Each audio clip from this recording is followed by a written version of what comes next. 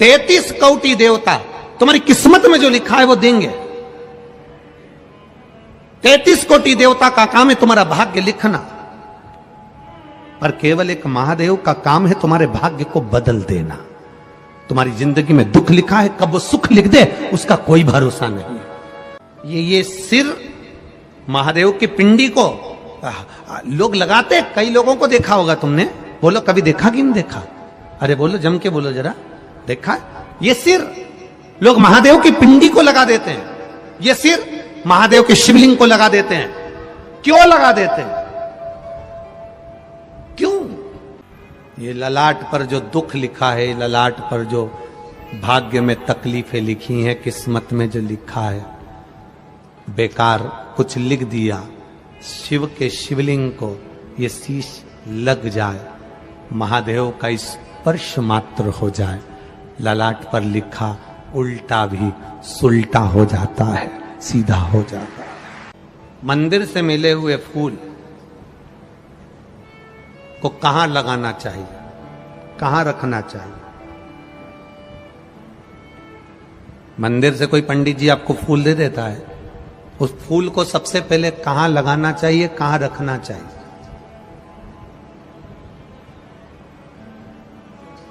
मंदिर गए, पंडित जी खुश हो गए, ब्राह्मण देवता प्रसन्न हो गए, उन्होंने मंदिर में से तुम्हें फूल उठाकर दे दिया। इस फूल को कहां लगाना चाहिए, कहां रखना चाहिए? शिव महापुराण में, लिंग पुराण में, पद्म पुराण में, स्कंद पुराण में पुष्प का भी वर्णन है कि मंदिर से मिला हुआ पुष्प नयनों से लगाकर, हृदय से लगाकर अपने कर्ण में लगाया जाता है, कानों में लगाया जाता है। कानों में क्यों? क्योंकि भगवान के प्रवेश का सबसे बड़ा दरवाजा यह कर्ण है, जो भगवान के प्रवेश को कराता है। आपने कथा सुनी, उसमें आपको मिला कि 1 लोटा जल चढ़ाने से यह प्राप्ति होती है। शिव अंदर गया तब तो आपने मंदिर जाना प्रारंभ किया। अगर शिव अंदर नहीं जाता तो कोई मंदिर जाना प्रारंभ नहीं करता। लगाया हृदय से, कर्ण पर रखा, कर्ण पर रखने के बाद उसको फिर पुष्प को विसर्जन करने से पहले अगर कोई पंडित, कोई विद्वज्जन, कोई ब्राह्मण जन आपको फूल दे देते हैं, हृदय से, नेत्रों से लगाने के बाद, मस्तक से लगाने के बाद उसे थोड़ी देर कर्ण पर जरूर रखना चाहिए। कर्ण पर रखने के बाद फिर भले उसको उतार कर तुम विसर्जन कर दो, पर कान के छुए बिना उसका विसर्जन भी नहीं होता है। कर्ण का स्पर्श, तू प्रवेश का द्वार, ये कर्ण है जिसमें से मेरा महादेव अंदर प्रवेश करा।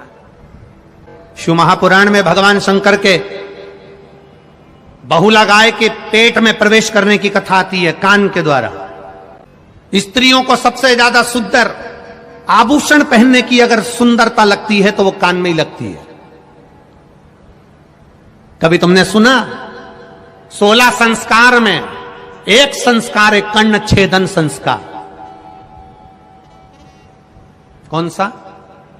कर्ण छेदन। कान को छेदा जाता है। क्यों छेदा जाता है? किस लिए?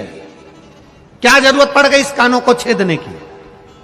क्या जरूरत पड़ गई इन कानों में पिन लगाने की? क्या जरूरत पड़ गई इन कानों को छेद करने की?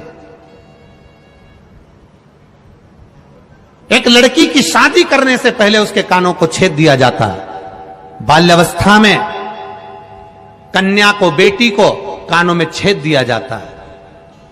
एक कानों में छिद्र, दूसरा जम के बोलो जरा, नाक पर छिद्र। दोनों बड़ी मर्यादा के हैं। कर्ण छिद्र, बेटी को विवाह करने से पहले जब बेटी कुंवारी रहती है, कन्या रहती है, छोटी रहती है, उसके कानों को छेद दिया जाता है। पुरुष, उसके भी कानों को छेदा जाता है। कर्ण छेदन का महत्व क्या कहता है? अच्छा मिले उसको अंदर उतार लो। कोई अगर तुम्हारी बुराई कर दे, अपशब्द कह दे, तो कानों में जो छेद है, ये 2 छेदों का महत्व बड़ा प्रबल है। एक छेद अच्छाई को लेने के लिए है, दूसरा छेद जिसमें कुंडल डाले हैं, ये छेद जब कोई बुरा बोले तो उस छेद में से बाहर निकालने के लिए है, ये अंदर प्रवेश के लिए नहीं। कानों के दो छेद, एक जो तुमने कान छेदन करा है, कुंडल पहने हो, उससे अपनी बुराई को, अपने को कोई अपशब्द कह दे, ताना दे दे, गाली दे दे, आड़ा टेढ़ा कह दे, अपशब्द कह दे, तुम्हारी निंदा कर दे, बुराई कर दे, अपशब्द कहे। हमने पहले भी कथा में वीरगंज की कथा नेपाल से कहा था, भगवान से प्रार्थना करते समय एक प्रार्थना यह भी करना कि मुझे अपनी बुराई सुनने की सहनशीलता देना। इतना जरूर करना भोलेनाथ कि लोग मेरी बुराई करें तो मैं सुन सकूं, किसी को अपशब्द ना बोलूं, वो आड़ा टेढ़ा बोले मैं सुन लूं, वो मुझे गाली दें मैं सुन लूं, क्योंकि दुनिया के लोगों को सुनने की आदत खत्म हो गई। बेलपत्री की माला बना रही हैं, मंदार के फूल उसमें लगा रही हैं।